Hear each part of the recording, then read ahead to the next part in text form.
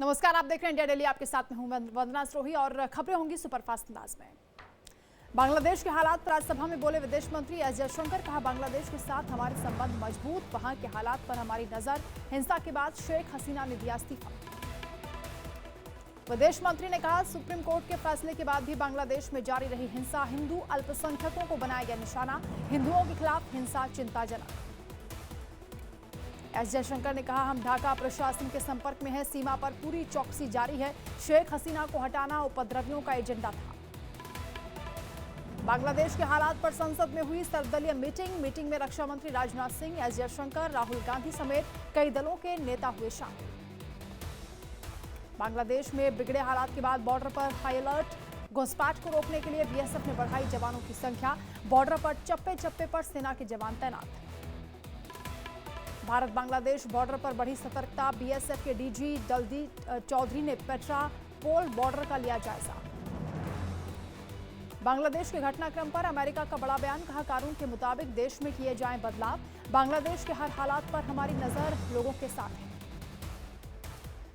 बांग्लादेश में हिंसा के बीच क्रिकेटर दास के घर पर हुआ हमला। उपद्रवियों ने घर में लगाई आग, लाखों का नुकसान। बांग्लादेश में प्रधानमंत्री के इस्तीफे के बाद सेना ने संभाली कमान। सेना ने ढाका में दंगाइयों द्वारा लूटी गई नकदी बरामद की।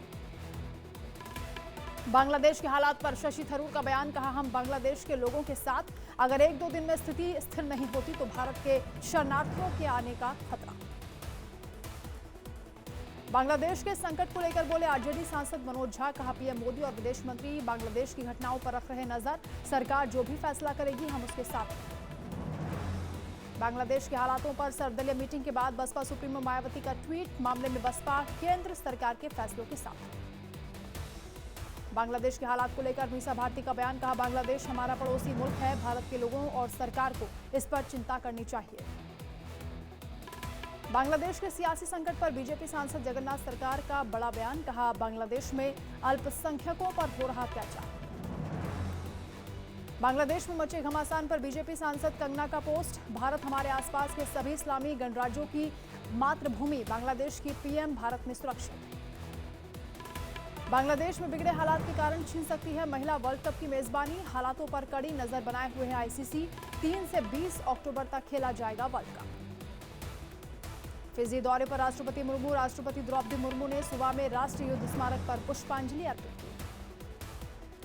संसद भवन के बाहर इंडिया गठबंधन ने किया प्रदर्शन। जीवन और चिकित्सा बीमा प्रीमियम से जीएसटी वापस लेने की मांग को लेकर किया विरोध। केजरीवाल की गिरफ्तारी को लेकर प्रियंका चतुर्वेदी का बीजेपी पर हमला। कहा, केजरीवाल की गिरफ्तारी केवल राजनीतिक, इसमें कोई तथ्य या सत्य नहीं। जयपुर में हुई बीजेपी विधायक दल की बैठक। सीएम भजनलाल शर्मा ने की मीटिंग की अध्यक्षता। कई अहम मुद्दों पर हुई बातचीत। लालू यादव और तेजस्वी यादव की बढ़ी मुश्किलें। ईडी ने नौकरी के बदले जमीन घोटाला मामले में लालू यादव, तेजस्वी यादव समेत 11 लोगों के खिलाफ दाखिल की चार्जशीट। मामले में 13 अगस्त को होगी सुनवाई। यूपी के सीएम योगी आदित्यनाथ ने उच्च शिक्षा विभाग के अधिकारियों के साथ की बैठक। सीएम ने अधिकारियों को निवेश की नई नीति तैयार करने के निर्देश दिए। मथुरा कृष्ण जन्मभूमि विवाद पहुंचा सुप्रीम कोर्ट। हिंदू पक्ष ने दाखिल की कैविएट अर्जी, जहां वकील कमीशन के सर्वे पर लगी रोक हटाने की मांग। वाराणसी में मकान गिरने के बाद रेस्क्यू ऑपरेशन में जुटी एनडीआरएफ की टीम। मलबे में फंसे लोगों को निकाला बाहर। मकान मालिक ने घरों की मरम्मत की लगाई थी गुहार। वाराणसी में मकान के मलबे में दबने से घायल हुए लोगों से सीएमओ संदीप चौधरी ने मुलाकात की। बातचीत कर उनका हाल जाना। रायबरेली में डिप्टी सीएम ब्रजेश पाठक ने सीएचसी का औचक निरीक्षण किया। सीएचसी अधीक्षक को ब्रजेश पाठक ने लगाई फटकार। सीएचसी में तैनात डॉक्टरों के कार्यक्षेत्र में किया गया बदलाव। अयोध्या गैंगरेप केस में एक्शन जारी। मोइन खान की संपत्ति की जांच शुरू। लखनऊ के केजीएमयू में पीड़िता को कराया गया भर्ती।